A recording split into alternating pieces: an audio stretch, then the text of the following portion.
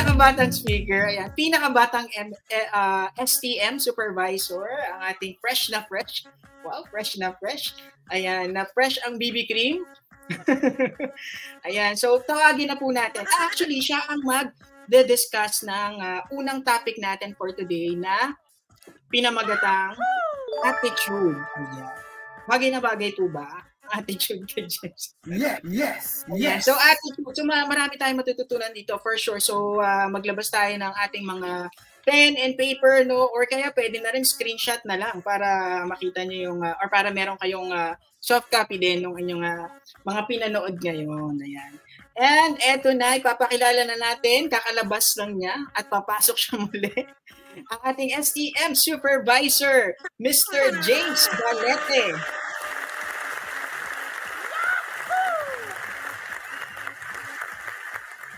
Ayun. Thank you so much, Bert. And ito nga po, so for this month of January 2024, napakaganda po ng ating topic na i-discuss. Although the other previous months po yung mga speakers already discussed yung pinaka-main topic na to. But this time, hinimay-himay din po natin kasi there are a lots of mga subtopics and pwede pa ho natin i-share sa ating mga distributors and LLIC community. So for this month, we are going to discuss about opportunity, which is transformation, mindset, positive thinking, attitude, and time. So this time, I'm going to discuss first the attitude. So here po yung ating PowerPoint. Ayan.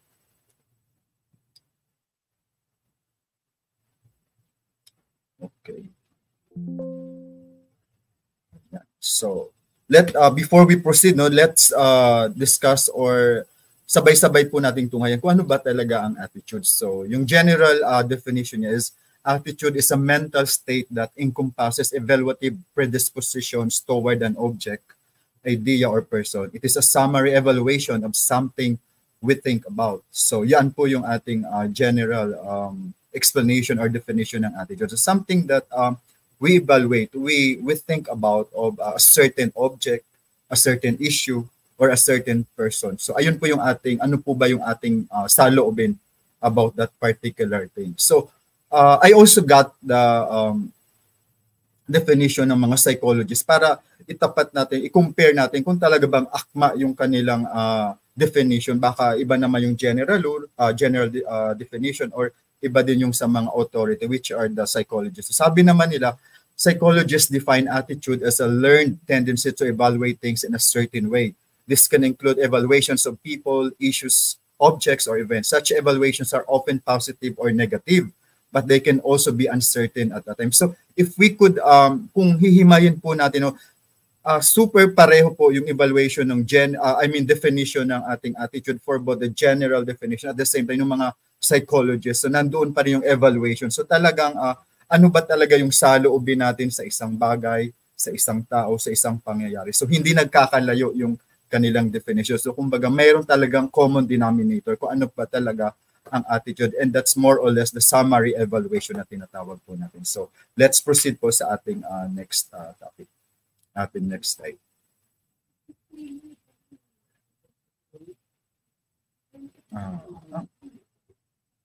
Dan, hindi ko mag-ano.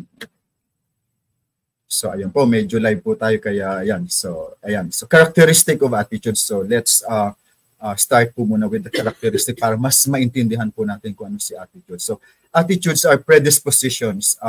They shape how we respond to experiences. So, yung ating response, yung ating reaction sa mga experience or nakikita natin sa everyday life natin. So, yan, yung experience natin. So, it could be a personal or observation. So, they differ from values which are more deeply ingrained. So, iba, mas malalim si values over attitude, so hindi siya parehas. Then attitudes are evaluative statements, so favorable or unfavorable. So yan po siya. And then they influence human behavior and can be intense. So may tendency ma-exaggerate or ma-intense yung ating reaction towards attitude. Kumbaga yan po yung influence ng sa atin bilang human, bilang behavior ng isang human. And of course, attitudes are learned through experience. Yun nga po na-mention ko kanina. So, hindi lang siya learned, so it also experience. So, nararanasan natin mismo yung nararanasan natin mismo at nahuhubog natin ang isang characteristic bilang attitude. So yan po siya. Yan po yung mga some of the characteristic ng attitude. And of course, there are three components now of attitude. So number one, we have affective components. So how the object, person, issue, or event make you feel. So ito yung ano ba yung nakaka-apekto ba sa atin yung isang bagay? Ano yung pakiramdam natin? Ano yung saloobin natin? Ano yung pananaw natin towards that particular issue or person? It also more sabi dito yung pangalawa naman, it's cognitive component. So your thoughts and beliefs about the subject. So it's more of processes ng ating mind, yung thinking natin. So medyo deeper ito kasi it talks about our intellectual capacity natin. So how we analyze, how we evaluate a certain subject on that particular day, on that particular time. So yan naman po yung tinatawag na cognitive component. And of course, yung behavioral component. So how attitude influence your behavior. So paano mo nagagamit yon when it comes to your attitude, yung behavior mo, yung behavioral aspect po naman. Paano lumilitaw yung attitude mo through your behavior. So yan naman po ang isa sa mga component or definition ng ating behavioral component. So next slide.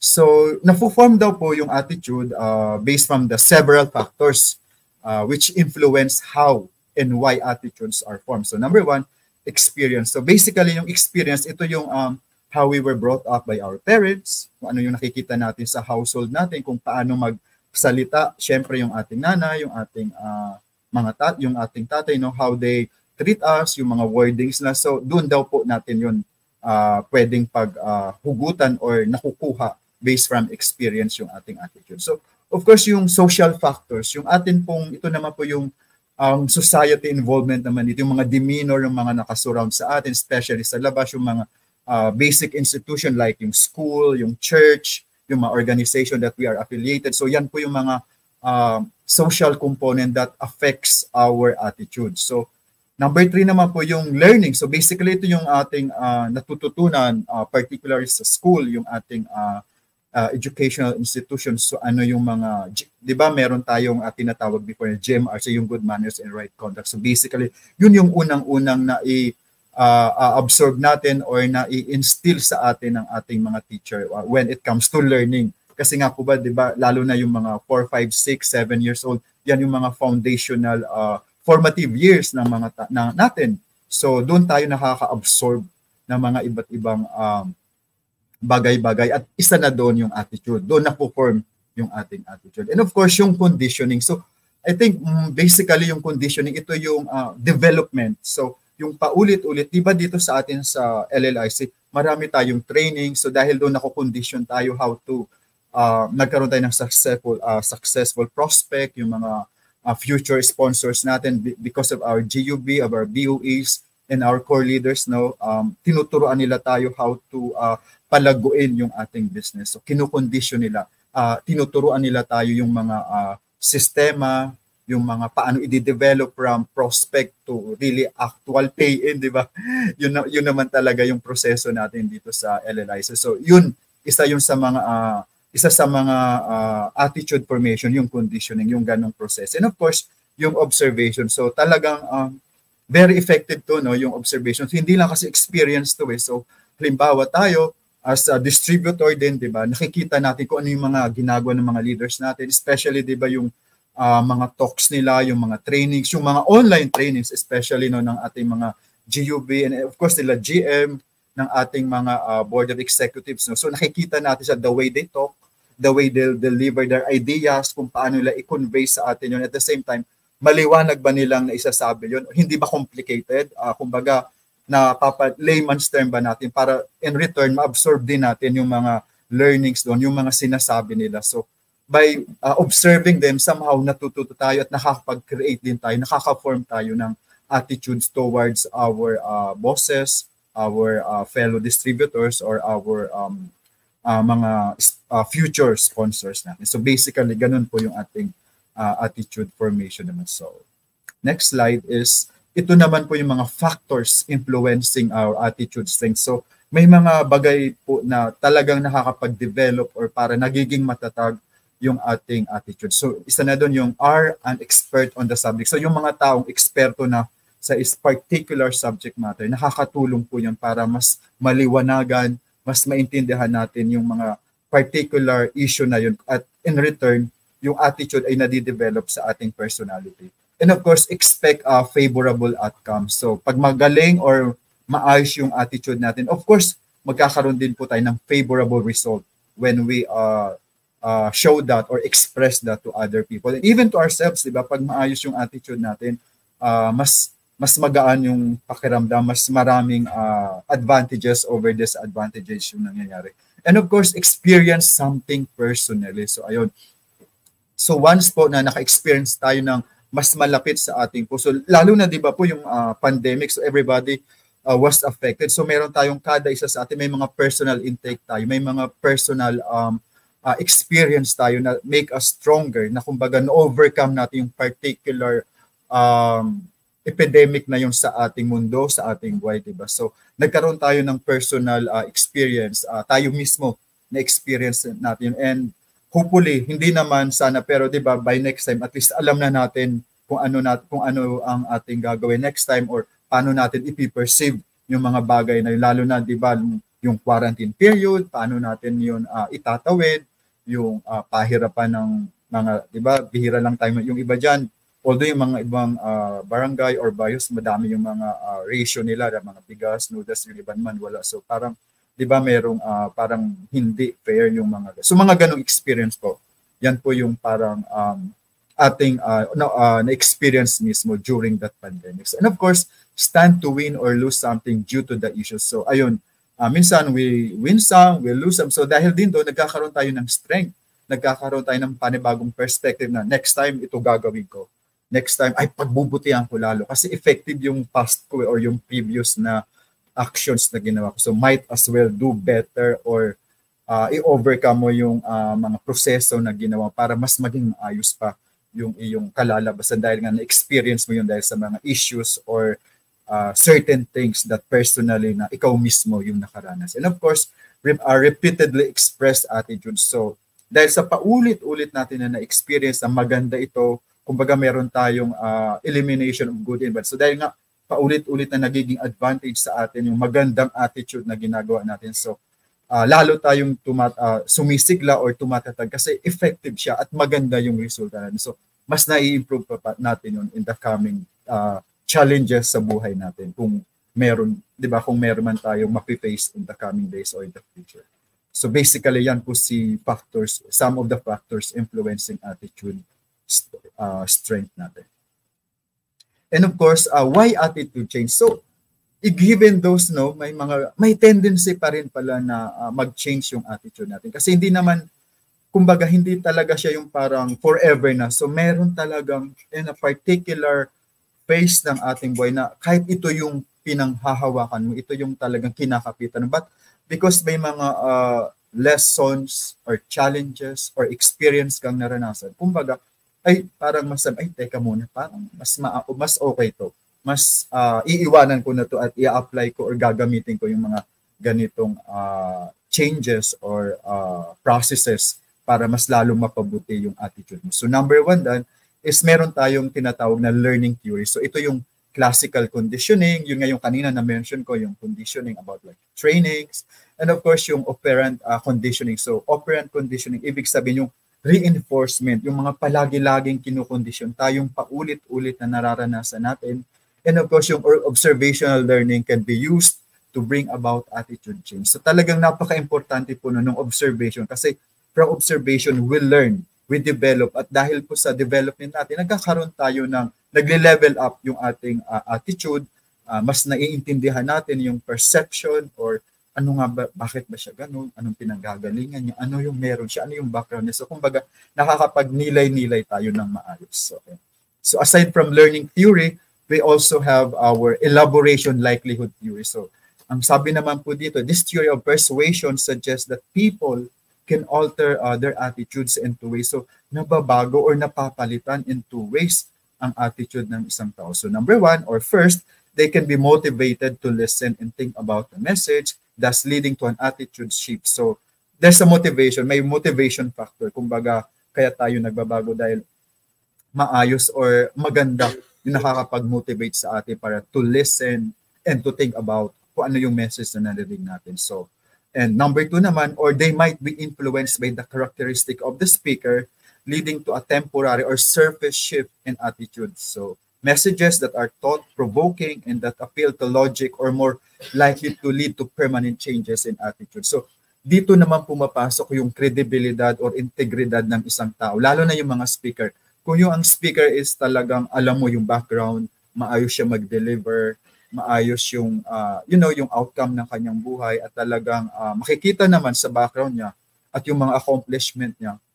Somehow it help us para gayahin siya or i-apply yung mga good things na ginagawa niya kasi merong resulta maayos yung resulta, ito sa proven effective at may ebidensya tayong nakikita na karapat dapat siyang tularan or karapat dapat siyang i-apply sa buhay ko, lalo na syempre hindi naman tayo nauubusan ng problema, maliit man yan or malaki. Every day is a challenge. So yung mga ganitong pagkakataon, yung nakakarinig tayo ng mga magagandang speaker, especially yung mga encouragement ng mga messages from our speaker, lalo na dito sa LLIC, diba yung ating mga GUV directors, the core leaders, sina GM, of course, ating BOEs, at sina Coach Rico, no? So, somehow, it really help us para ma-shape yung ating mindset, bago yung ating perspective sa buhay na may igaganda pa, may ikaka-level up pa tayo bilang mga distributor or baguhan sa negosyo o sa larangan ito ng MLM. So, ayun po. So, the next slide po naman natin ay ang ating dissonance theory. So, sabi po dito, people can also change their attitudes when they have conflicting beliefs about a topic. So, in order to reduce the tension created by these incompatible beliefs, people often shift their attitudes. So, it's more of yung mga dissonance theory. It's like yung mga parang mga conflicting or hindi yung mga kaaya-ayang mga pangitay natin or mga tensions na nangyayari or mga clashes, no? So, may mga ganong pagkakataon na dahil doon, nai-influence yung attitude natin to change or back up or back out. So, like, for example, talagang hinahangaan natin yung ganitong tao, pero meron tayong personal experience na simpleng bagay lang, hindi tayo nagkasundo. So, somehow, dahil sa mga ganong scenario or ganong event or incident, nagbabago, nag-shift yung ating perception or mindset toward that particular person or this particular issue na tama nga ba or parang hindi. Parang yung, kumbaga meron kasi din tayong somehow, meron na tayong na-create on our own, meron na tayong, kumbaga yung pagkatao natin, meron na tayong sariling personality na somehow ginagaya din natin yung ibang personality na iba para mas level up. But this time, yung mga nagka-clash yung mga belief natin sa iba na to, so may tendency na mabago yun or mapalitan sila. And then, mas gamitin natin kung ano yung for us yung mas mabisa or effective na attitude na ginagawa natin.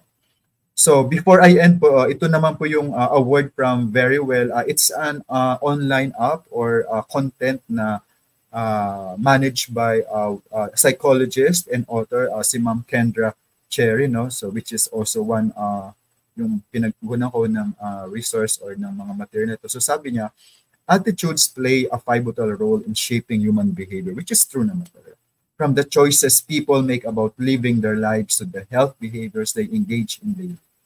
Understanding where these attitudes come from and how they sometimes change can help you look for ways to improve your attitudes, whether it means adopting a more positive outlook on life or changing your opinion based on information. So, malinaw naman po, di ba po? So, yung attitude is really, ito yung ating tayo, yung pagiging isang tao natin. So, kumbaga, na-form yung ating attitude based from mga our experience, based from mga ina-adapt natin or pinaniniwalaan nating opinion. So, we just have to be very careful din kasi once na hindi naka-align or disalign yung ating mga, kumbaga, ating I'm not sure if this idolize or hinahangaan or ating ginagaya or pina-follow in our lives or in our mga prinsipyo natin sa buhay. No? So, kung hindi maayos yung ating mga ganon, yung ating ginagaya, yun na, somehow it will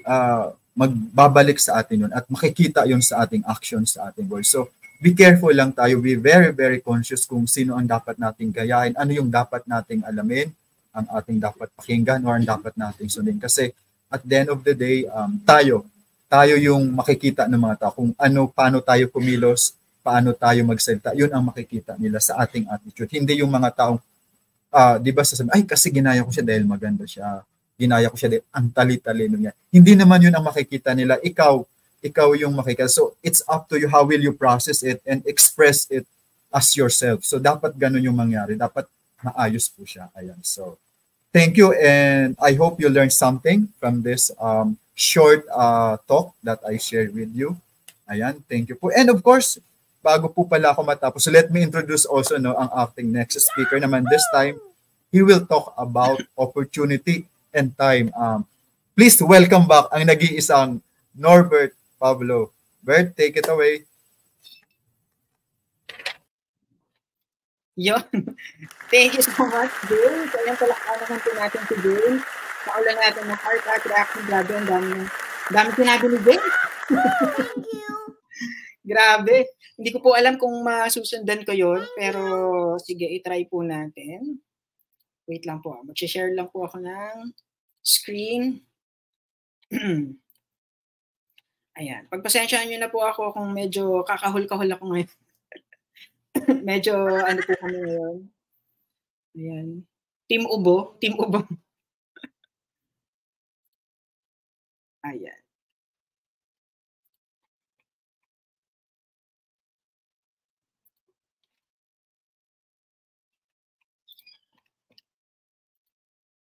Ayan. Kita na po ba yung screen? Okay na, no? Wow naman. Ayan. So, again, thank you so much po sa lahat ng mga nandito pa sa ating FB live streaming. And again, keep on sharing our links para mas marami pong ma-reach itong ating Road to Year 4 in 2024. So, for today naman po, naatasan po ako na i-discuss yung opportunity under dun sa time. Ayan. So, when we talk about time kasi, talagang ako napaisip ako nung binigay sa akin tong topic. Kasi time, sobrang, pag iniisip mo, pag time yung topic mo, sobrang broad. Kasi pwede mo siyang i-incorporate sa personal, pwede rin i-incorporate mo siya sa tawag dito, sa professional life mo or sa personal life mo. So, inisip ko kung ano bang itatopic ko pagdating sa time. So sabi ko, inisip ko na lang na siguro yung itatopic ko is yung magiging beneficial para sa mga viewers din. Ayan, kaya naisip ko na ang topic natin for today. Okay, pero ano nga po ba yung time?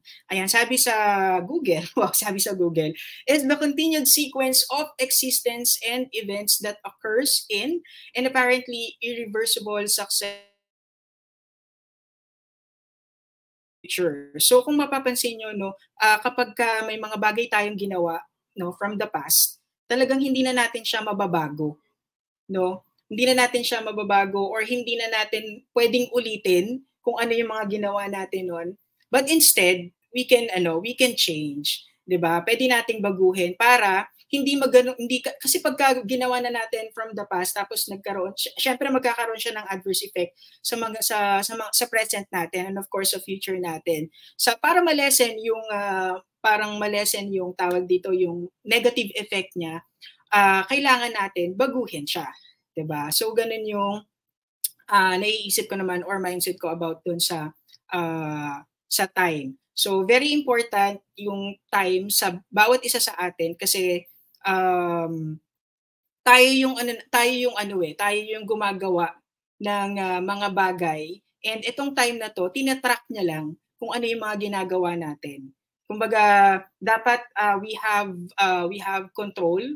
We have control sa pagdating sa time kasi pag yung time ang kumontrol sa atin, hindi na natin siya, kumbaga lalamunin tayo ng buong buo yung mga bagay na dapat na ginagawa natin, hindi na natin siya magawa kasi nga ang nagiging reason is kulang tayo sa oras, kapag nagkakaroon tayo ng mga failure sa buhay or hindi nagiging successful yung mga activities or ginagawa natin, minsan time yung sinisisi natin kasi kinukulang tayo sa oras or hindi ito yung right time para gawin yon. Kumbaga may mga ganong issue tayo sa buhay pagdating sa oras. So, we're in fact, no, time, dapat tayo yung nagko-control dito kasi para mas ma-manage natin ng maigi yung mga activities natin, yung mga bagay na gagawin natin, especially in the future or in the days coming, 'di ba? So para mas organized din tayo. That's why ang topic natin for today is the process of organizing and managing your time. So from the word itself, 'di ba? Managing, 'di ba? Dapat mina-manage natin yung time natin. Doon na papasok yung planning, 'di ba? Planning ahead of time sa mga bagay na dapat nating gawin. So let's say for example, kung daily or weekly or long term pa yung kailangan nating iplano. 'Di ba? So yun yung mga bagay na dapat nating gawin kapag nag-time management tayo. Unang-una, kailangan nating plano or planning our schedule basis. Again, so kailangan tayo yung may control sa oras natin kasi hindi tayo plano ng maayos kung lagi tayong kinukulang or kinakapos sa oras, di ba? So that's why we need to write down our plans para mas organized tayo for the coming days. Or kung sa buong araw yan, organize yung isang buong araw mo, lalo na sa mga employees na katulad din namin. No? So we need to plan our daily activities, no, para matapos namin siya in due time or para masubmit namin, like for example, yung mga reports namin, masubmit natin siya in time. Alright? And also, yun din naman yung nagiging purpose natin, di ba, kapag ginagawa natin itong time management, di ba? Para ma-maximize din natin yung oras natin na mga ginagawa natin sa mga specific activities, no, para matulungan din tayo na ma-achieve yung goals natin ng mas mabilis.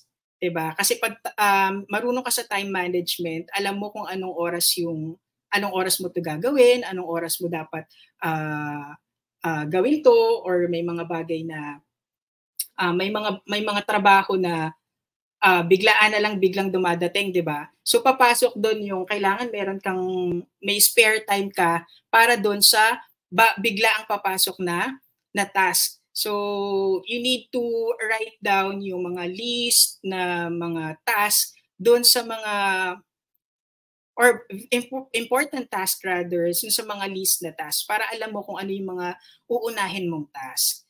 Ayan.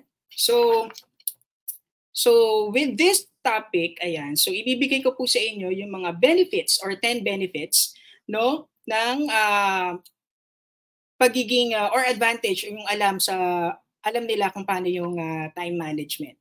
So ayan, ito yung ating 10 benefits. Ayan, unang-una, syempre, kapag marunong tayong mag-manage ng time natin, syempre, malilesen yung stress natin. 'Di ba? Kung nakaplano ka na, alam mo na from pagkagising mo ng umaga, alam mo na yung gagawin mo, and then next day, pupunta ka sa trabaho, nakasulat na kung ano yung mga task na dapat mong tapusin for that specific day, di ba? And then kapag natapos mo siya ng maaga, di ba, sobrang sarap ng feeling kasi tapos yung stress mo for the whole day, di ba? So less na yung stress mo at saka makakapagpahinga ka ng maayos sa gabi na wala kang iniisip na trabaho or na mga backlogs or backjobs na naiwan mo sa office, 'di ba? So less stress na sa atin, no, kapag marunong tayong mag-manage ng time. So ayan yung una natin, no, na benefits na pwede natin makuha kapag marunong tayong time management. Okay? Number 1, less stress. Okay?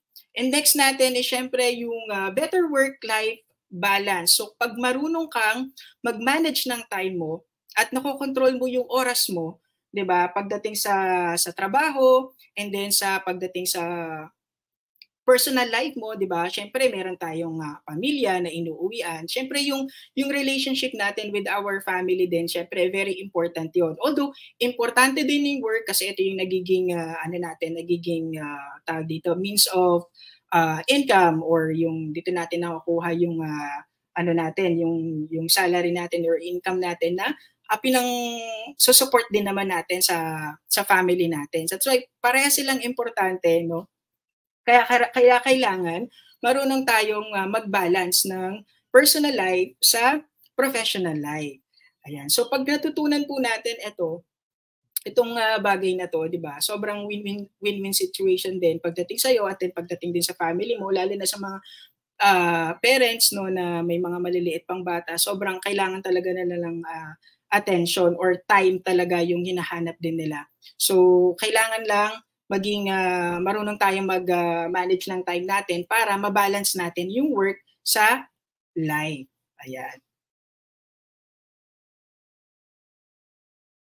We'll have more time, freedom. So, ibig sabihin, kapag mabilis mo nang natatapos yung mga trabaho mo, ayan, meron ka ng, let's say, for example, yung mga major reports, di ba? Kapag natatapos mo siya ng maaga, di ba, meron kang time to enjoy and relax. So, pwede kang mag-vacation leave, di ba? Pwede kang magpunta ng Boracay or somewhere else na gusto mong puntahan. And then, from that, no, makakapag-isip-isip ka, 'di ba? Kung ano yung mga ito yung time na pwede kang mag-isip ng mga bigger goals mo or bigger opportunities na gusto mong gawin. 'Di ba? Ito yung time na nagkakaroon ka na ng tawag dito, mas clear yung vision mo doon sa specific time na yon kasi wala ka nang ibang iniisip wala ka nang iniisip na mga na stress sa trabaho or kung ano mang gagawin mo sa buhay mo, no? Kasi you'll have more time to think na or yung time freedom para sa sarili mo, no, na makapag-isip-isip, no, i-clear yung mind mo tapos makapag-focus ka sa mga bagay na gusto mong i-achieve or i-goal.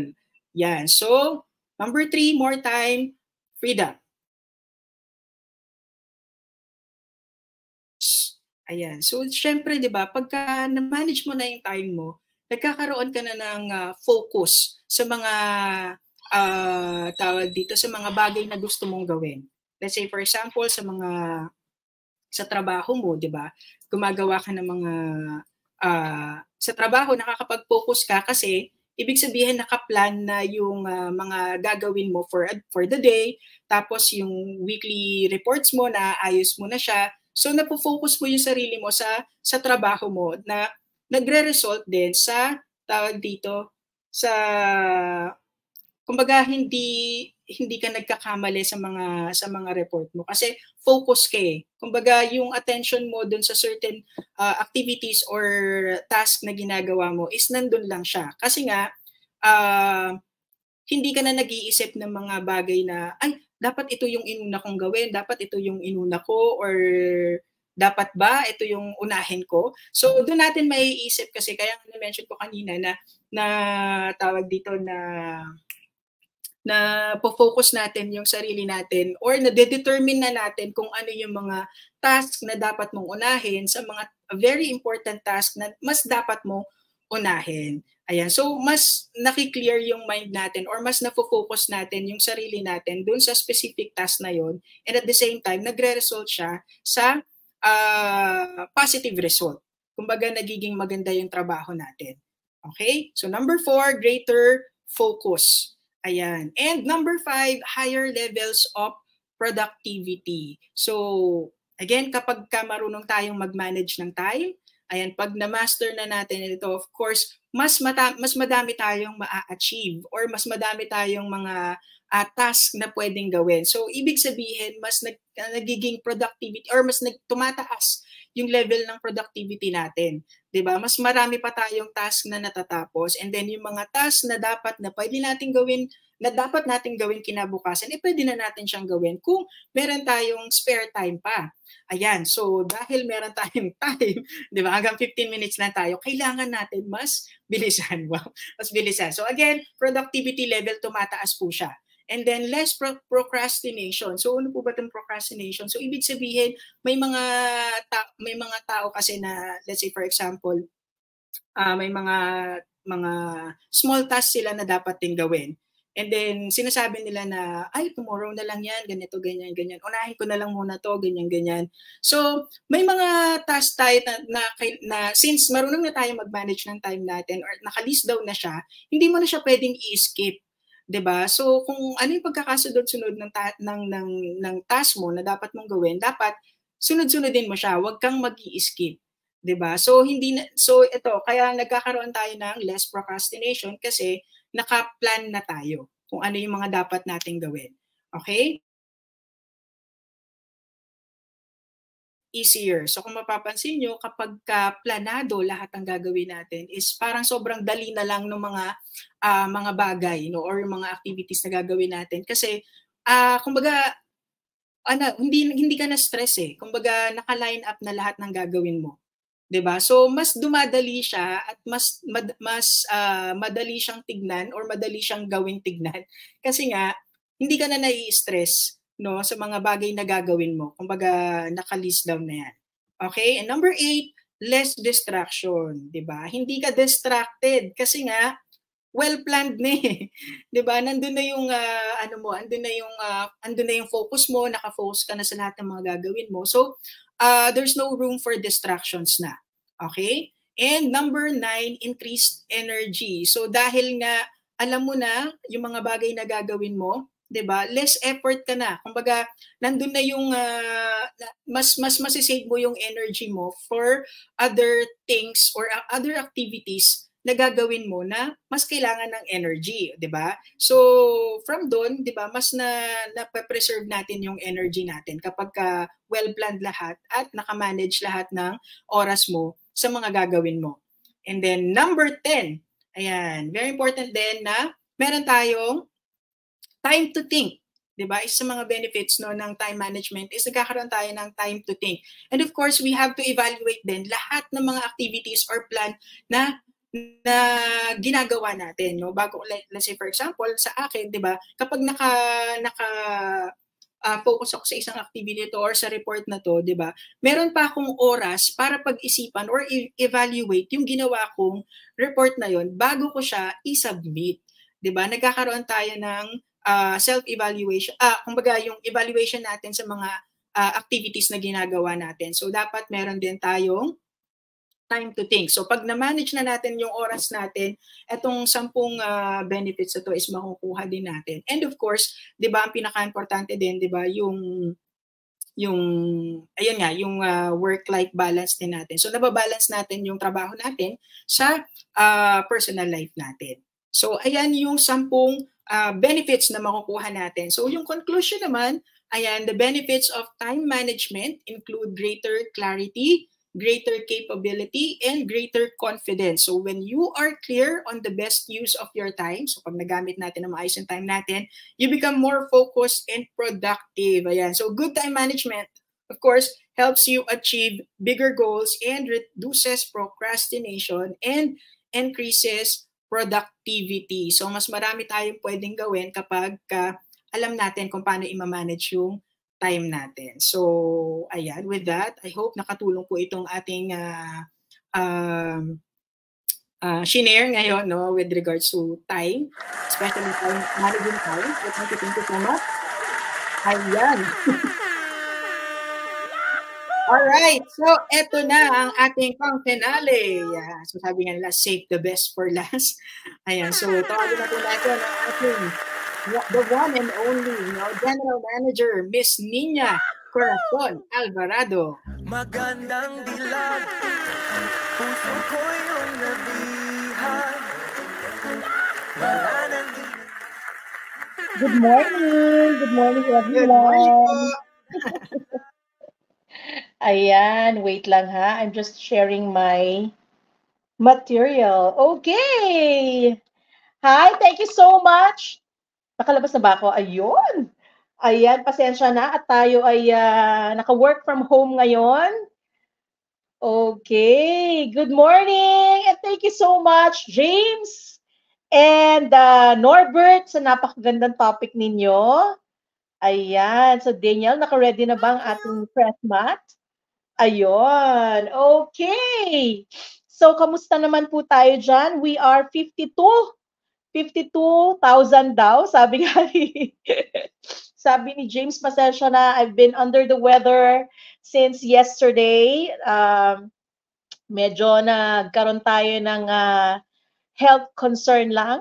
Siguro dahil kailangan ng pahinga. Pahinga. Ang haba na nga ng pahinga, no? So again, Happy New Year to each and everyone. Welcome to our Road to Year 4 in 2024. I hope everybody can hear me. Can you please confirm? Bert, naririnig ba ako? Yes, Ayan. Okay ba? Rinig ba? Parang wala akong kasama ngayon. Rinig ba ako, Bert? Okay na, okay po. Okay na, okay sige. po. Thank you so much, James. Okay. So, ang mabilisan ng topics ng dalawa, parang nagmamadali kayo, ha? So, medyo sinisipon lang po ngayon si Nina. And, but rest assured that you will learn so many things aside from what you learned from the things shared to us by James, all about attitude. And of course, kay Bert naman, it's all about time management. Napakaganda po ng ating mga topic na bubungad ngayong 2024. I hope everyone is watching. And please continue to share our Zoom link, hindi pala Zoom to, FB, FB link at LLIC Corp Official, because this will really help us enhance more ano yung mga magagandang gawing pag-isipan ngayong 2024. And my topic is all about opportunity, and mamaya I'll dwell on the other main topics po. So for those of you who are new in Lurnuran International Corporation, I'd like to again introduce myself. Ayan, ano daw? Ay, nawawala daw yung connection ko. So let me know kung okay ang connection natin. Ayan, I hope Okay clear po. pa rin ako. Okay po, Jen. Okay, sige, thank you. May nagpo-flash kasi sa monitor ko. Sabi yung audio ko daw may problem. Anyway, so again, going back, for those of you who are first-timers in LLIC, I am Nina Alvarado, your LLIC General Manager, always ready at your service. And pasensya na may kasamang konting flu dahil nga medyo na-challenge tayo no sa weather. Mas malamig kasi ang January. Yan, okay? So, ako po ay nanggaling sa iba't ibang kumpanya before I joined Lurnuran International Corporation. And these are the companies I have worked with. And the latest one before I jumped to Lurnuran International Corporation was with ABS-CBN Corporation for 11 years.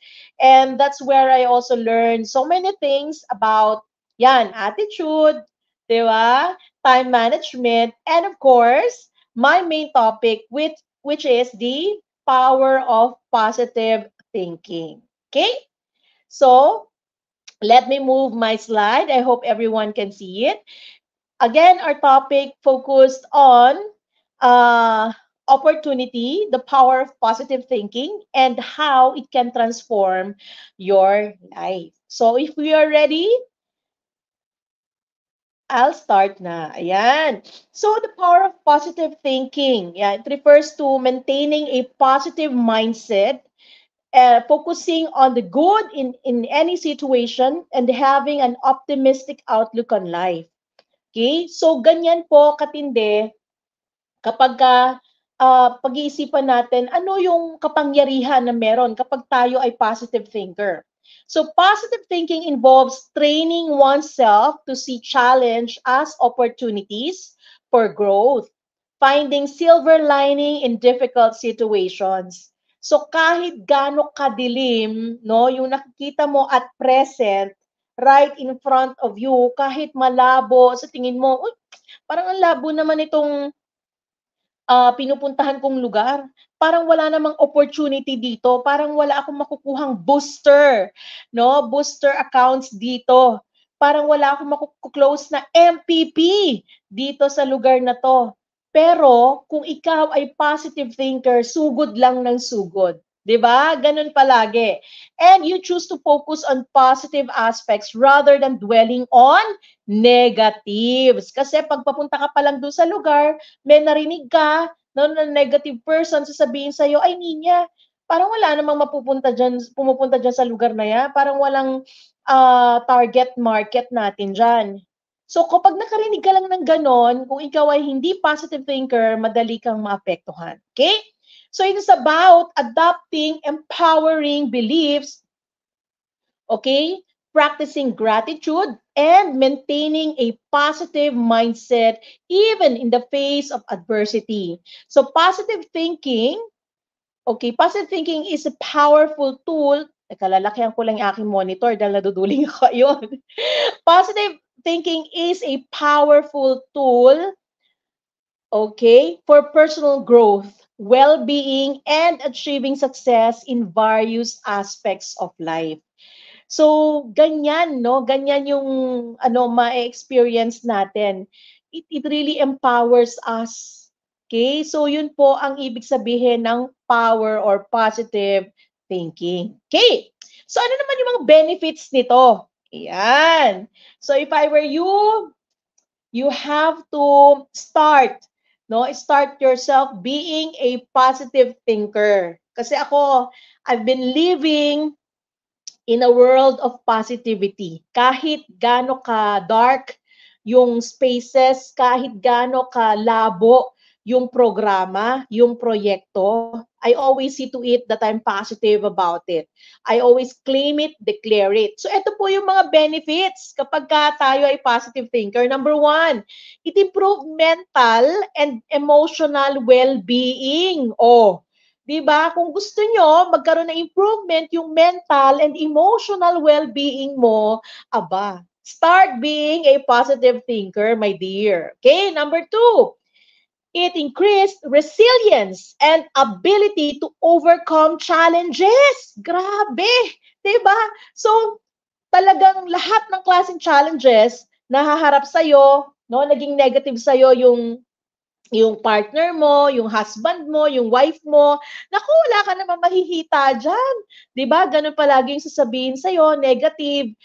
Okay, hindi ka niya matatalo. Bakit? Kasi you have the ability to overcome any types of challenges. Number 3, it enhanced relationships and social connections. Again, napakagandang tip nito. Alam niyo po ba, no, maraming yumayaman na tao, no, kapag ka talagang mahilig siya mag-open ng relationships. Business relationships, ha? Baka naman iba yung maisip nyo. Business relationships yung pinag-uusapan natin dito. And social connections. Kung ikaw ay mahilig mag-join sa mga organizations, mas pinipili mo maging part ng mga small or big organizations, mga cooperatives, nako. Talagang mas magiging positive thinker ka. Lalo na sa negosyo natin ito, kailangan natin, di ba? Number 4, boosted productivity and motivation. Alam niyo po, kung nasa MLM company ka, multi-level marketing company, nasa networking company ka, lalo na at nasa LLIC ka, hindi ka mabubuhay na mag-isa. Kailangan palagi kang may kasama. Okay? And it's also biblical. When you go out, you have to be partnered with one. Kailangan dalawa kayo palagi because 2 are stronger than 1 and no man is an island. So you have to take that, no, as a very good tip, okay? And then better overall physical health. Ayan na tayo. Share ko ba yung nangyari sa akin? Medyo na food poisoning po si GM. Dahil mahilig akong kumain, ayan, na food poison tuloy. But, sa sobrang positive ko, sabi ko, masarap tong food na to. Alam, favorite ko to eh. Kaso lang, hindi masyadong maayos yung pagkakagawa. No food, ayun na. So, alam niyo naman nangyayari pagka na food poison, no? So, hindi ko na elaborate. Okay? So, better overall physical health. Always remember that. no? Kapag positive yung thinking natin, no, sa mga bagay-bagay, especially in our business, definitely, no, you will have a good physical health. Kasi kahit pagod ka na, pag positive yung outlook mo sa buhay, wow. Talaga naman, no? Yung physical health natin, hindi mo napapansin, bakit ano, yung energy ko parang non-stop. Naalala ko yung kwento ni Ma'am Amy Basco. I hope she's here, no?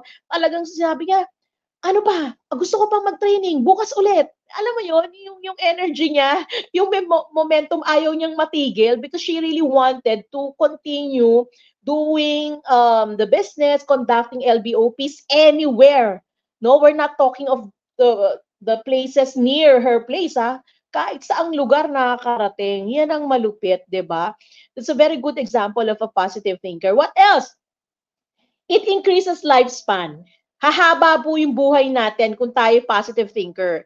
Kaya nga palagi sa mga hospitals, especially those who have, terminal cases, cancer, and may mga heart problem, what the doctors do, so talagang they encourage, no? Pinupunuan nila ng affirmations, words of affirmations, yung kanilang pasyente, yung mga nurses, they are trained to do that. And even, of course, the loved ones. Sinasabihan niya ng mga medical practitioners, ng mga physicians, that you have to talk with your loved ones positively. Okay, huwag niyong papakitaan na humahagulgol kayo, umiiyak kayo sa harapan niya, mapapadali po yung buhay niya. Okay? So, again, it increases lifespan. And then, 7, it lower rates of depression. Okay, my dear? Okay, maraming tao po kapag nagsosolo sa buhay, akala nila mag-isa na lang sila, akala nila wala nang pag-asa. Okay? Believe you me, it's all in the mind.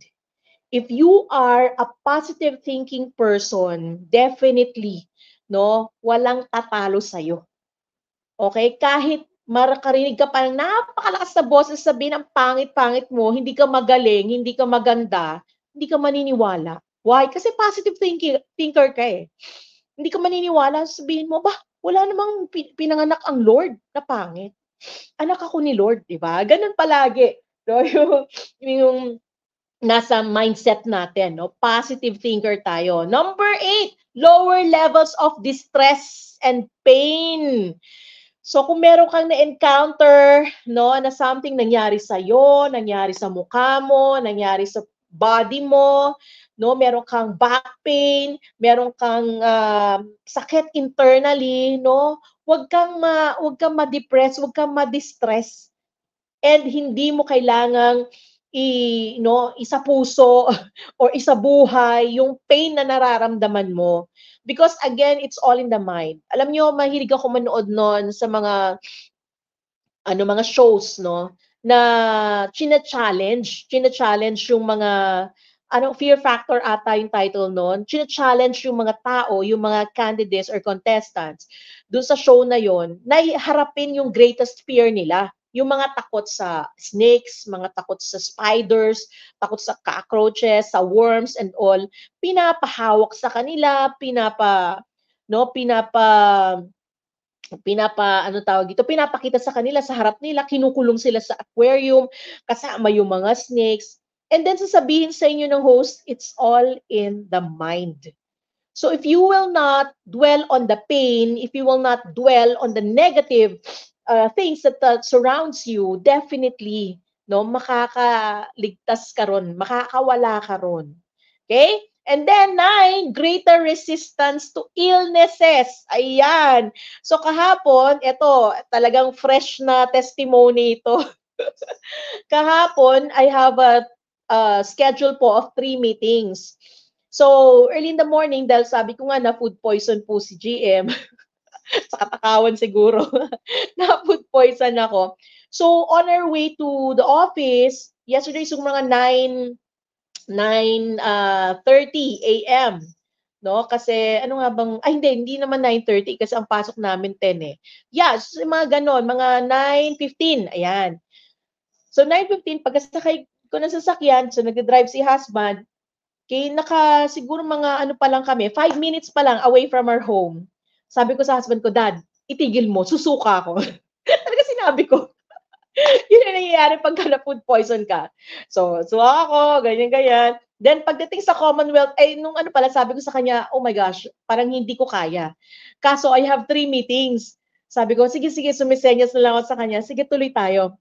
Tuloy ng pasok. So, pagdating ng Commonwealth area, sabi ko, Dad, sabi mo, I have to vomit again. So, vomit si Nina. So, sabi ko, Lord, nag-pray na ako. Sabi ko, Lord, please heal me. I have 3 meetings today until 10 p.m. Okay, I need to be on the go. Lord, kayong ano ko, ang weapon ko. You are my strength, Lord. And praise be unto God, no? And I was able to survive. Dahil nga ang naging motivation ko is that I need to fulfill my responsibility. I have 3 very important meetings yesterday, and praise God, naka-survive naman. So kaya naka-work from home lang ako ngayon kasi delikado, baka alam niyo na yung nangyayari sa food poisoning na na concern. Ayan. So again, greater resistance to illnesses. So hindi ko siya ininda ng bongga. Okay? Although napakasakit niya sa internal ko, sa tummy ko kasi I have to vomit so many things, okay? Pero hindi ko siya ininda. Still, I faced all my meetings yesterday and praise be all to God, di ba? Okay, next! Ayan, nag-enjoy ba kayo? Masyado bang mabilis? Let me know, ha? Mag-comment lang po kayo dyan. Ayan, so habang magko-commercial tayo, babasahin ko yung mga messages dito. Sabi ni Ma'am Adeline Oracion, Senior Coach Adeline Oracion, proud LLIC MPP here from Mindanao, here in Luluran. Beauty is power. Ayan, no? We invest. Anong tawag doon? Hindi ko na ba? Anong sabi? We invest in our skin. Ayun, we invest to skincare product, not just become beautiful, but also to give our body the right health benefits from natural ingredients. Diba? I love it. From Aminda Escreza, ayan, tinag niya yung kanyang mga prospects. And of course, ayan si Madeline. Yes, nag-enjoy po. Ayan, thank you so much, Ma'am Mariel, Ma'am Press Mariel. Get well soon. Medyo pasensya na, sinisipon-sipon po. Okay, so going back to my topic, ang bilis ni Daniel, ang galing. Okay, so let me share again my next slide. Ayun, okay. So, eto po. Yan. Syempre kanina, tiningnan natin yung meaning ng positive thinking and how does it affects us. Eto naman yung science behind positive thinking. Ayun. So, there are numerous scientific studies that have shown the correlation between positive thinking and improved overall well-being. Number 1, positive thinking triggers the release of endorphins, which are natural painkillers and mood enhancers. That is true. Okay, ako yung makakapag-attest dyan. Dahil kanina lang, I'm always going back and forth sa restroom. But praise be all to God dahil nga siguro dahil sa energy, dahil nga nagtitrigger talaga siya ng endorphins, nawawala yung pain, and it enhances yung positive mood mo sa mga bagay-bagay, di ba? And number 2, it reduces stress levels, lowers blood pressure, and strengthens the immune system. Ayun. So napakalaking tulong po kapag positive thinker tayo. Kasi medically wise, ang galing, talagang, kaya minsan, di ba, nagtataka tayo, yung mga pasyente, di ba, yung mga pasyente sa hospital, nagtataka yung mga doctors, uy, bakit miraculously gumaling siya? Di ba, sasabihin ng mga doctors, because, of the way she thinks, because of the way, she or he handles yung kanyang health issues. Palaging ako, very good example dyan si Daddy Sunny Dayaw. Kasi gabi-gabi kasama namin siya sa nightly online Bible study natin dito sa LLIC. Yan. So, I'd like to take this opportunity to invite everyone to join us sa nightly Bible study natin kasi you will learn so many things about life, about our relationship with our Lord Jesus Christ. So going back, si Daddy Sunny, napaka-positive niya, no? Because he was hospitalized. No, he had COVID-19 last year, and talagang pinagpe-pray namin siya nightly, and on the third night of our prayer time, talagang alam niyo nakatube na kasi siya, hinugot niya po yung tube niya. And right after na matanggal yung tube niya, grabe! Sabi ng mga doktor, kasi tinanong nila VP Santi kung kailangan pa daw ba ibalik no yung tube ni Daddy Sunny. Sabi ng doktor, no, it's already a miracle kasi no, he was able to survive. He doesn't need na lagyan pa ng tubo. And right there and then, actually, after 2 days, they got out of the hospital na. Daddy Sunny is healed. That's because of his way of having that positive attitude, no? The positive thinking, no, sa buhay niya. Okay? So, again, positive thinking just means that you approach unpleasantness in a more positive and productive way.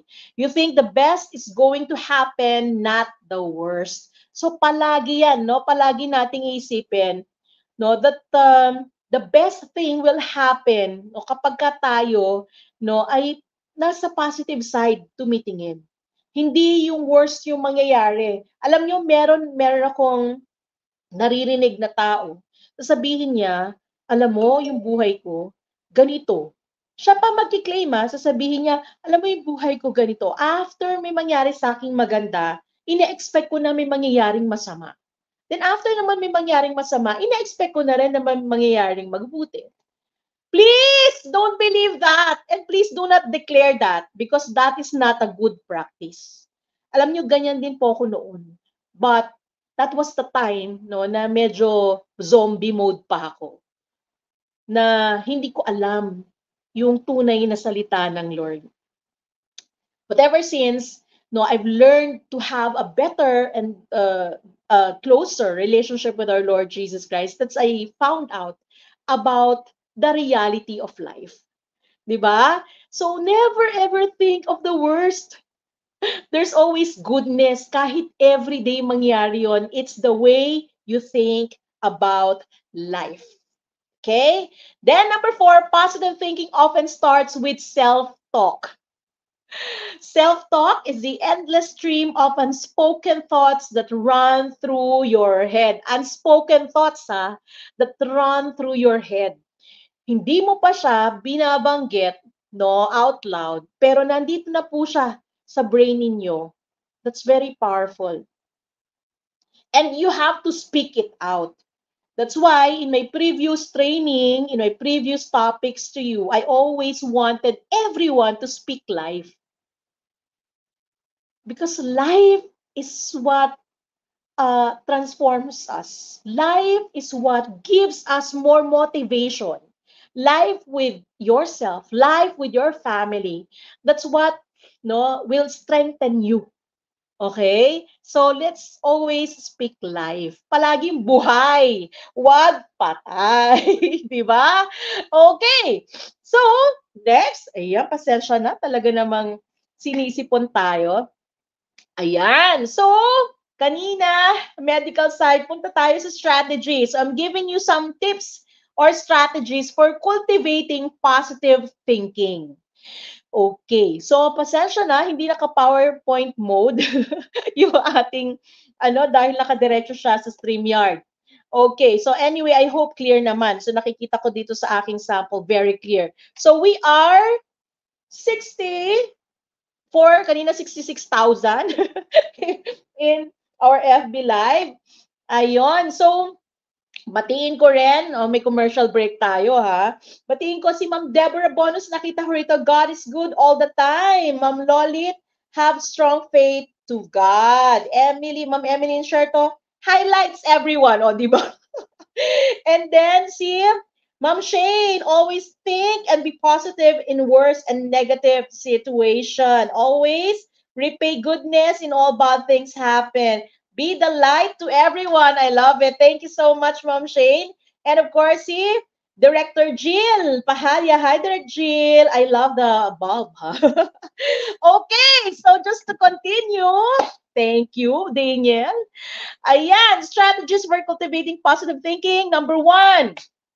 Eto, napakaganda nito. Pag hindi nyo pa ginagawa to, nako, layuan nyo na yung mga negative na nasa paligid ninyo. Okay? So, surround yourself. Excuse me, ha? Medyo sinisipon tayo. Okay. Surround yourself with positive influences such as supportive people and inspiring materials. So, wag na wag po tayong papayag na yung mga kasama natin everyday, everyday, puro negative. Kailangan kayo, sabi nga ni Miss Shane, di ba? Let be the light, in your situation, be the light in your environment. Kung nakikita mo negative na yung nasa paligid mo, huwag kang papahawa, ikaw ang mag-influence sa kanila. To also realize that there's light at the end of the tunnel. Diba? Number 2, practice gratitude to shift your focus towards the blessings in your life. Always thank everyone.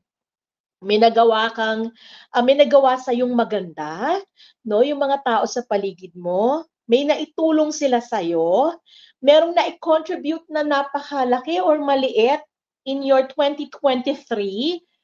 Always show gratitude. Pasalamatan natin sila, be it small or big na nagawa sa atin. Okay? Always practice gratitude. Ang taong magaling magpasalamat, talagang lalo yan binibless ng Lord because you know how to give back. Diba? You know how to appreciate yung binigay sa'yo na gift or binigay sa'yo na tulong. Diba? Okay, number 3, challenge negative thoughts and replace them with positive affirmations. So, ano ba yung mga example ng mga negative thoughts? Weather. Halimbawa, naku, ang aga-aga pa lang, umuulan na. Ayoko nang lumabas. Naku, sabihin ko na lang kay coach, Coach, sorry ha, masama pakiramdam ko eh. I won't go out ha.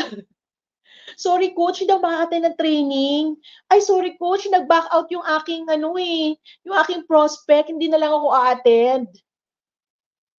Hindi mo masasabing positive thinker ka, Kung simpleng mga ganong scenarios pa lang, umatras ka na. Remember this, okay? Those of you who are watching right now, kung ikaw mismo madaling maapektuhan ng mga negative things around you, patay tayo dyan. Madali kang bibigay sa negosyong ito. Pero, kung marunong ka, marunong kang i-negate yung negative thoughts na yun. Negative to negative. Kung marunong kang i-negate yun, definitely, definitely, you can replace it with positive affirmations. Kapag ka ganon, yung na-experience mo, na-encounter mo, sabihin mo agad, kapag ka may na-receive ka na message, sabihin sa'yo, sorry, sorry upline niya ha, hindi kita mapupuntahan kasi ganito, ganyan. Anong next? Anong next word na sasabihin natin? Nasa harap mo yung cellphone mo. Ito yung magic word. Next, next, next.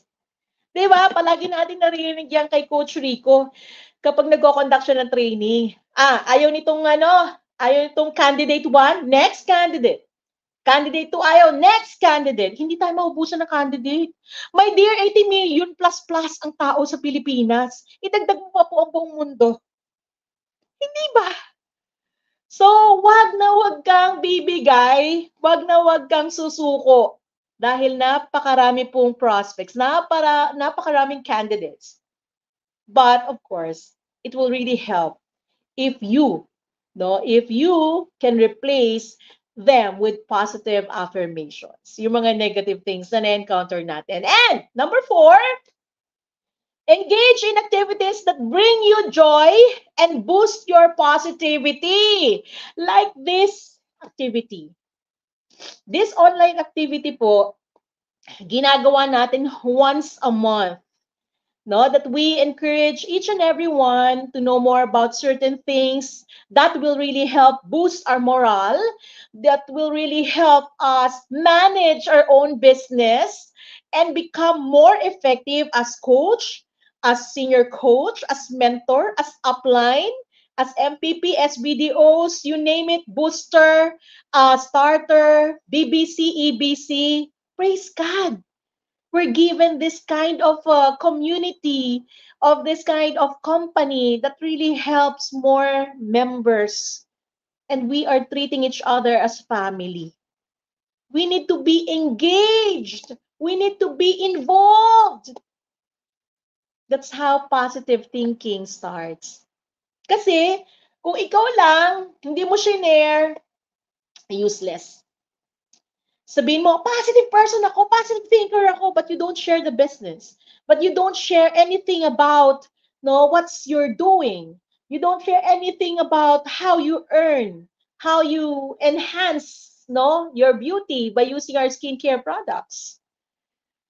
So again, no, it's very important to be engaged in different activities here in LLIC. Okay, so kanina, of course, sabi natin strategies. So we move on to applying positive thinking in daily life.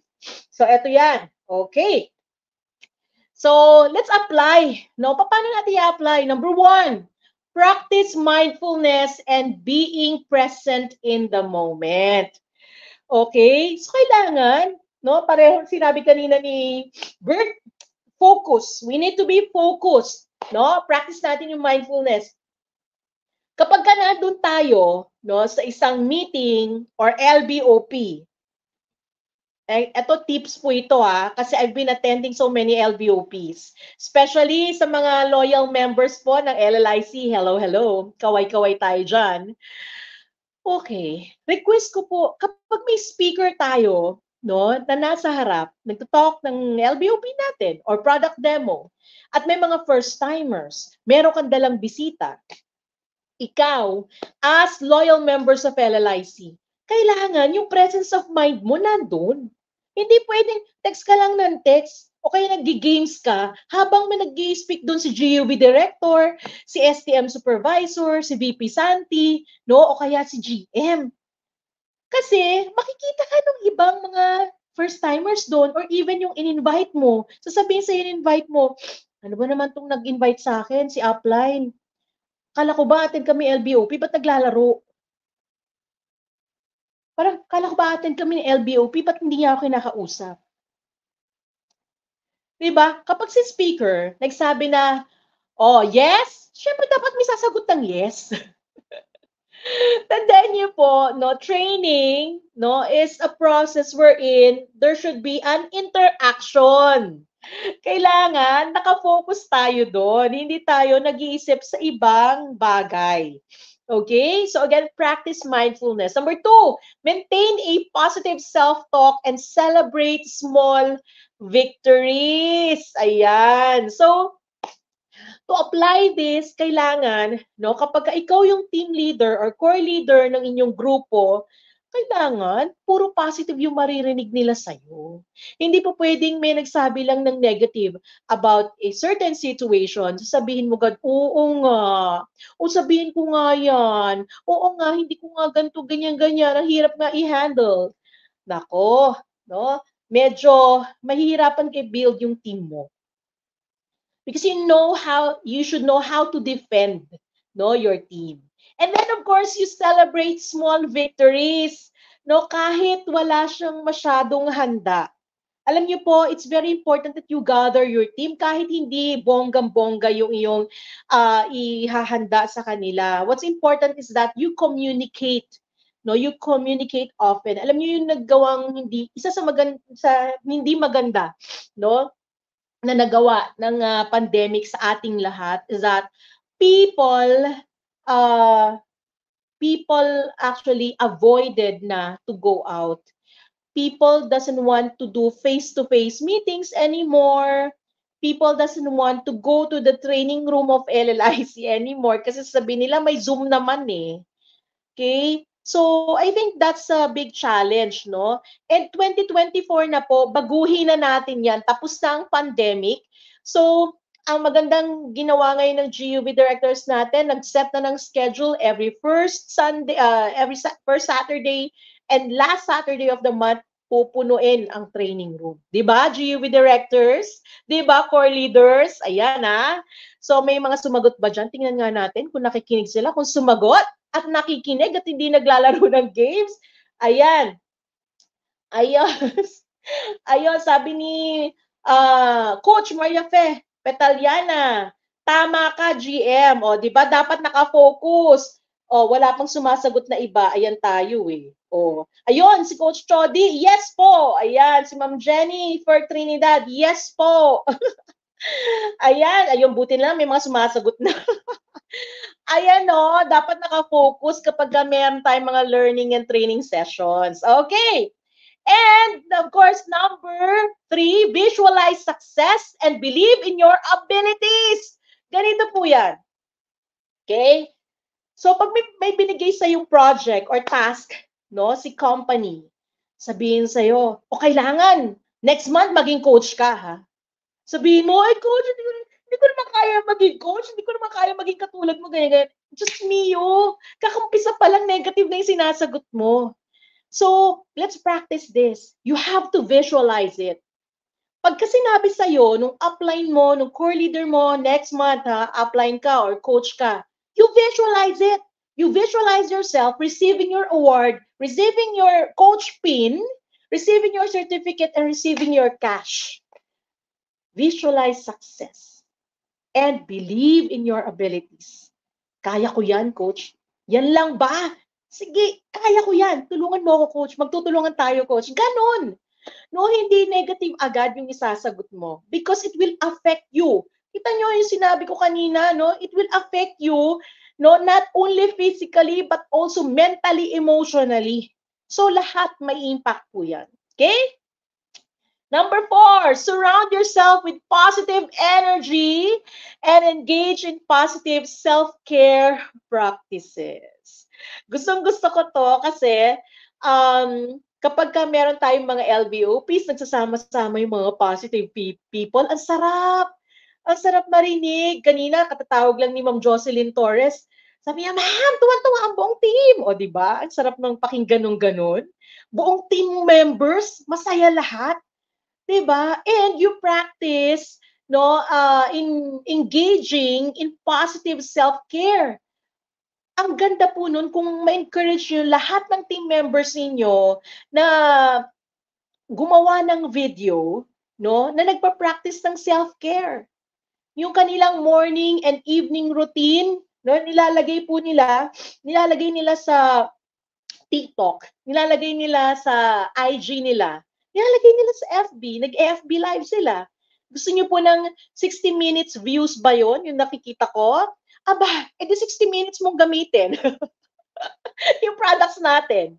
Diba? So, alam niyo yun, kahit, alam mo, kung halimbawang wala ka ng ibang topics na ma-share, why not practice sharing LLIC, kapag ginawa niyo yung mga videos na yon. Kasi hodang nagsasawa na yung iba.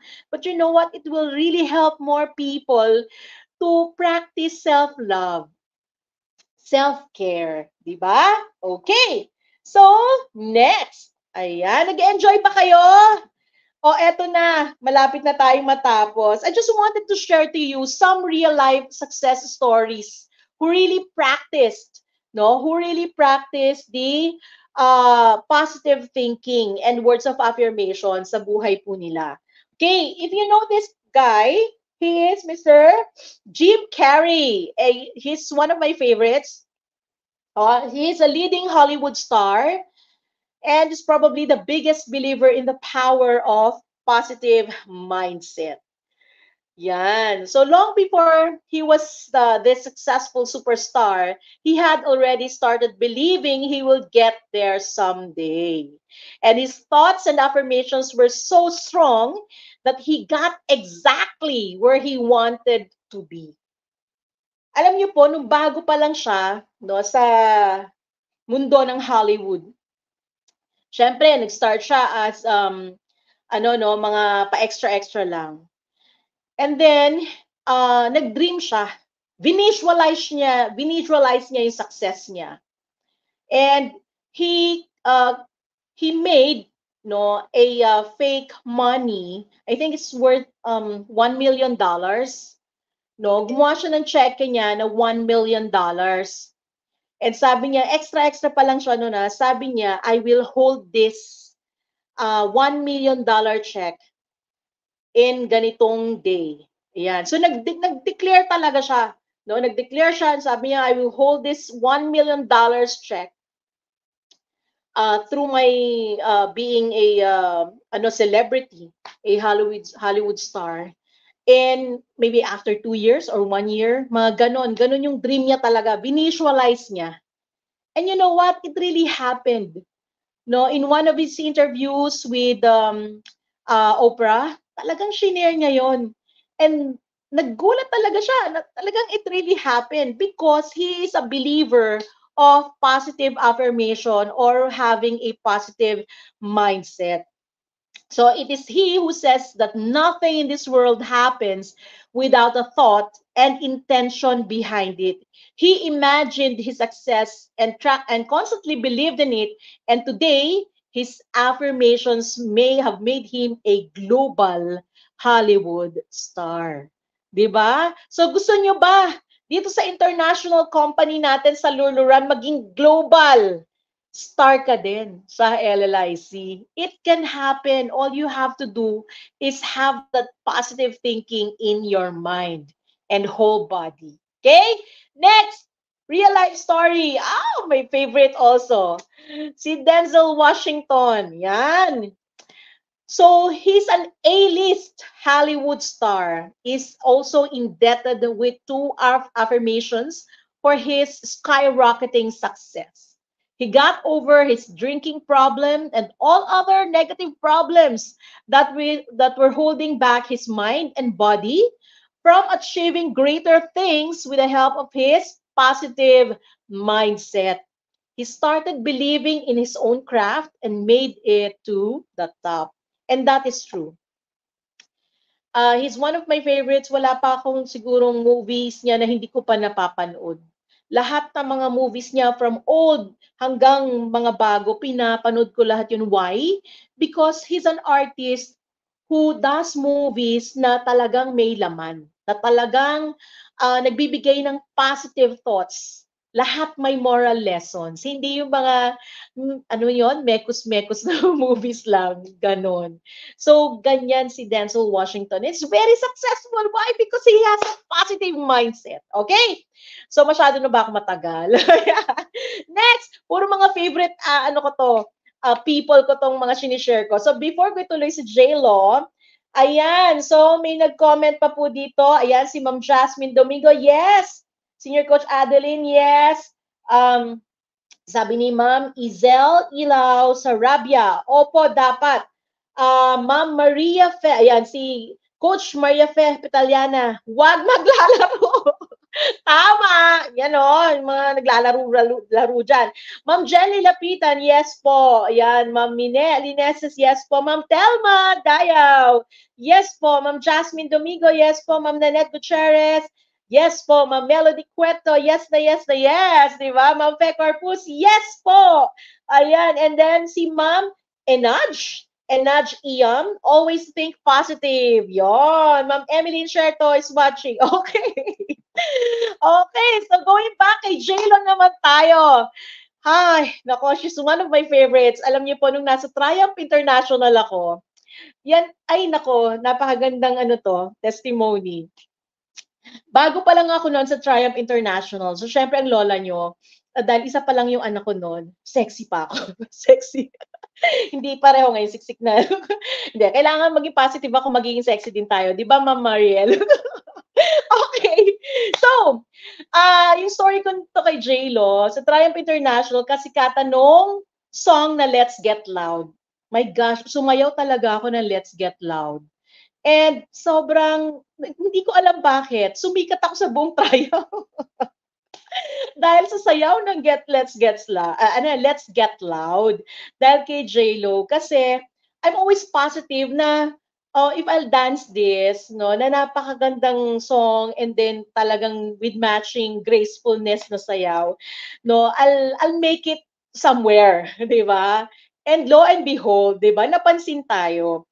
So, if you will do something that will make you more positive, no, yung outlook mo sa buhay and everything, naku, huwag ka mahiya. You do it. So like J-Lo, the global megastar says that her day is incomplete without at least 15 minutes dedicated to affirmations. May tip ako dyan sa inyo mamaya. She has always said that it's affirmations that have brought in success for her, and it is what helps her stay grounded. Diba? And then the industry is cruel and tough. Ito ha, pakinggan nyo. The industry is cruel and tough. Hindi lang po sa industry nila, kahit saang lugar. Okay? Lalo na sa MLM industry natin. Ang dami nating kalaban, ang dami nating competitors. Kung dito pa lang sa LLIC, susuko ka na, what more outside? Diba? Baka alukan ka lang ng ibang MLM company. Ay, dito. No, wala kang gagawin, kikita ka. Baka bigla kang bumigay.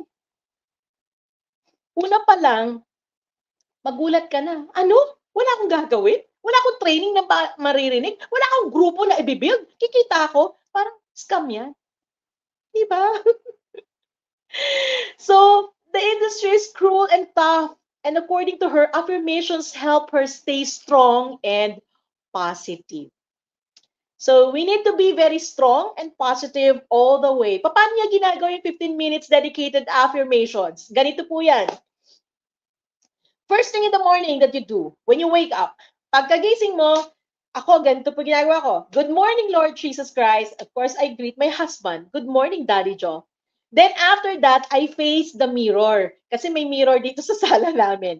I face the mirror and I say, thank you, Lord Jesus Christ, for making me beautiful. Diba? For making me healthy in the name of Jesus. And I do that. And pagpasok ko na sa restroom, syempre, you do your thing na, you take a bath. While taking a bath, you can declare affirmations. Magaling ako, no? Makuklose namin yung deal, makuklose namin yung LBOP, maraming darating na tao in the name of Jesus. You do that. You make it a practice. Again, sabi ni J-Lo, her day is incomplete without doing that. Let's practice doing that. Okay? Next. Oh, okay. Si Oprah. Yan. So, she's one of my favorites also. No, from poverty to becoming one of the world's wealthiest women. Oprah Winfrey is one of the biggest believers and supporters of a positive mindset. Her success story is truly inspiring, and she has stated that without affirmations, she would not have accomplished all that she has. Dear LIC family, it's now or never. It's now, it's the best time, no, that we should start believing in ourselves. It's the best time that we should start practicing, no, the positive mindset. The positive thinking should be in you, within you, and you have to influence other.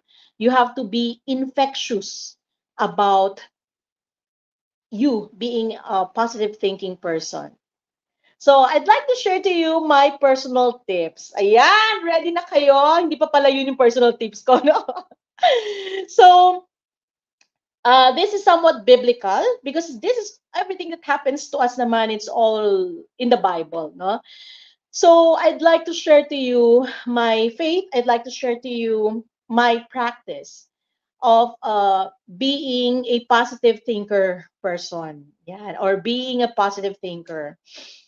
So, I want you to have an explosive faith, unleashing God's power in your life. And you know what? There are three certain words in the Holy Bible that discusses about power. And one of the three words that has been mentioned more than 100 times in the Bible is the word dunamis. Can you say it? Dunamis? Can you type dunamis? Dunamis! Yan. Can you type it? Dito po, yung mga nakikinig, tingnan ko nga, sino na nag-type. Ayan, patingin. Ayan, hindi pa nakikinig. Wala pang nagta-type. Ayun. ang nag-type si Luluran International Corp. Para si Daniel nag-type nito.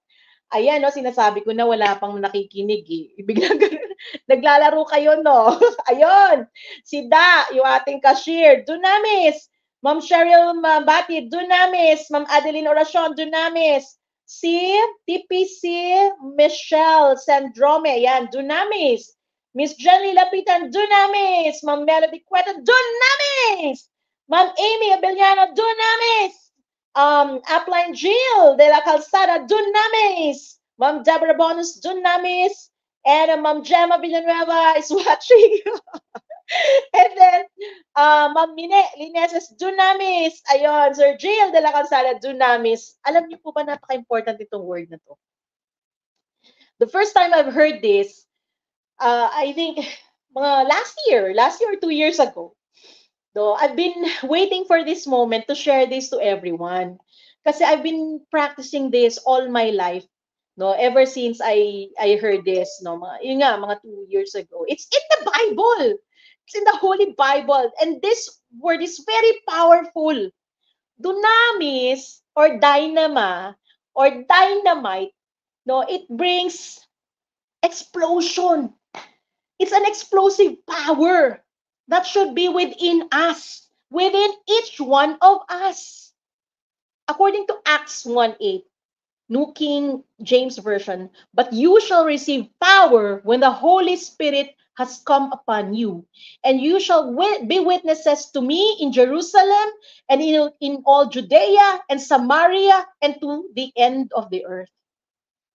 Listen, dear LLIC family, yung sinasabi po ng Lord dito, hindi lang dyan sa Judea, Samaria, sinabi niya nga and to the end of the earth, meaning sa buong mundo. Hindi po aksidente na si LLIC ay isang international company. Si LLIC, ginawa ng Lord maging international company so that all of us LLICians will have this power, dunamis power, wherein you can be an explosive or an explosion to all the people you meet. And you will be able to explode, or you will be able to show them how to also have that explosive power within them. So let's have this dunamis power. Ano ba to? Okay, 4 different Greek words are used in the Bible to represent English word power. And of those words, dunamis is the most prevalent. Dunamis is used 117 times in the New Testament and has a distinct meaning apart from the other 3 power words. Dunamis represents the kind of power that is an inherent force. It flows from a person to give them the ability to do supernatural things like miracles or morally excellent acts. Not necessarily lahat miracles, but also excellent acts. Hindi lang basta actions, ha? Hindi lang basta ginagawa mo, but also excellent. Sabihin magaling. Bawat ginagawa mo, bawat actions mo, bawat words na lumalabas sa'yo, magaling. May tama, may laman. That's dunamis power. In Mark chapter 5, Scripture gives a glimpse of God's divine power at work through Jesus. There we see our Lord rid a demon-possessed man of his burden using dunamis. Gusto nyo ba yon? Gusto nyo ba magkaroon ng ganong klaseng power na nakakapag-cast out kayo ng demonyo dun sa kaharap ninyo? Nagagawa natin yon through the grace of God. That's dunamis power. What else? And he raises a dead child to life through the same power. Bumuhay ng patay ang ating Panginoong Jesus. That is dunamis power, written in Mark chapter 5, verses 40 to 42. And last, there are so many dunamis power that were shown in the Holy Bible, but I have to cut here kasi abutin na tayo ng kinabukasan. So guys, the last that I'll share to you, it's all about the woman, diba? That touches the cloak of Jesus. Sandwiched between those two miracles that I've shared earlier, another interesting demonstration of dunamis power, of course, when a woman touches Jesus.